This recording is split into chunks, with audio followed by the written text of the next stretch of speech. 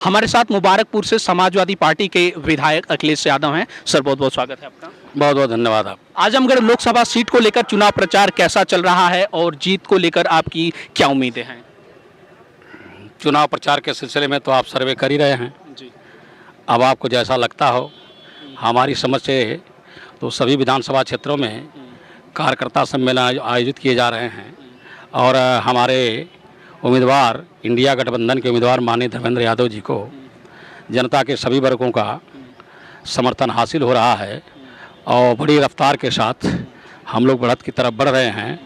निश्चित तौर पर यह 2024 का चुनाव समाजवादी पार्टी और इंडिया गठबंधन का उम्मीदवार जीतने जा रहा है। आजमगढ़ लोकसभा सीट में 2022 में जो उपचुनाव हुआ था धर्मेंद्र यादव उसमें निरहुआ से हार गए थे, उसकी क्या वजह थी और अब परिस्थितियां कितनी अलग हैं? जो उपचुनाव था, उपचुनाव के बारे में बहुत गंभीरता से लोगों ने, जनता ने नहीं लिया। तमाम बातें थीं।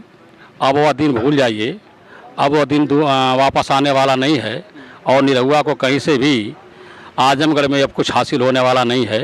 निश्चित तौर पर निरहुआ भी वापस होगा और भारतीय जनता पार्टी भी आजमगढ़ में चुनाव हारेगी। निरहुआ दावा करते हैं अपने बयानों में कि वो तो अखिलेश यादव को भी आजमगढ़ से हराने के लिए तैयार थे, मगर वो आए नहीं, डर गए, ऐसा वो कह रहे हैं। चले, कभी उसकी इच्छा पूरी हो जाएगी। भले धर्मेंद्र यादव से इस बार वो लड़ ले तो अखिलेश यादव जी की बात करेगा। निरहुआ बड़बोला आदमी है, बोलते समय उसका दिमाग काम नहीं करता, फेल हो जाता है।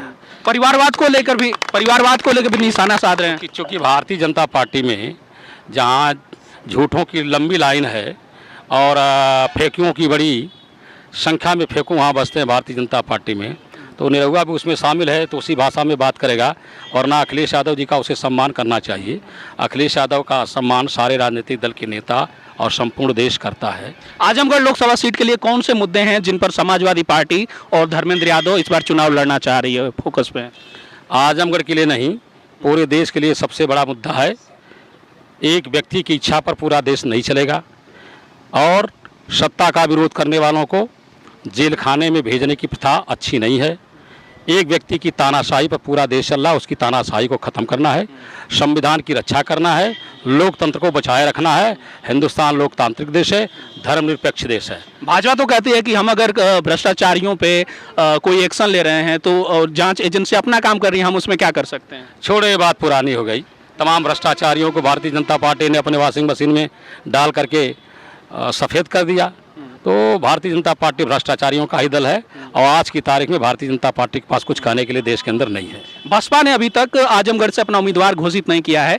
ऐसी चर्चा है कि कोई मुस्लिम कैंडिडेट आ सकता है। अगर ऐसा हुआ तो क्या धर्मेंद्र यादव को दिक्कत हो सकती है? कहीं से कोई दिक्कत होने वाली नहीं है और बहुजन समाज पार्टी को जब उम्मीदवार ही नहीं मिल रहा है तो उसका नाम क्यों लेते हैं? अब उनका अपना दल है, उनकी अपनी योजनाएँ हैं, वो क्या सोचते हैं उसको वही बेहतर जानते हैं। क्या उम्मीद है सर, आखिरी सवाल रहेगा, कितनी बड़ी जीत की उम्मीद कर रहे हैं आप आजमगढ़ लोकसभा सीट में धर्मेंद्र यादव के लिए? लाखों वोटों से माननीय धर्मेंद्र यादव जी इस बार चुनाव जीतेंगे।